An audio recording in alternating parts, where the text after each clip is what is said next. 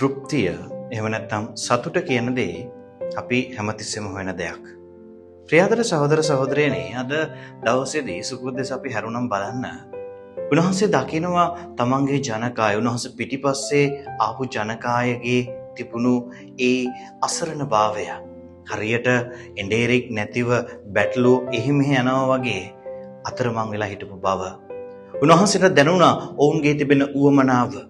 දේව වචනේ විතරක් නෙමෙයි, ඒ තිබෙන්නා වූ ආත්ම තෘප්තියත් උන්වහන්සේට දැනුණා. ඒ නිසායි උන්වහන්සේ එතන හිටපු හැමෝටම ප්‍රාතිහාර්යයක් තුලින් අවශ්‍ය කරන ආහාරය දුන්නේ.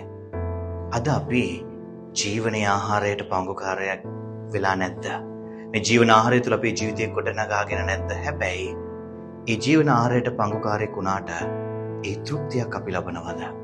අද උන්වහන්සේ ඔබට මට ආරාධනා කරන්නේ ජීවන ආහාරය තුළ තෘප්තිමත් වෙන්න. ඒ දේ උන්වහන්සේගෙන් ඉල්ලලා අද දවසේ උන්වහන්සේට යාඥා කරමු.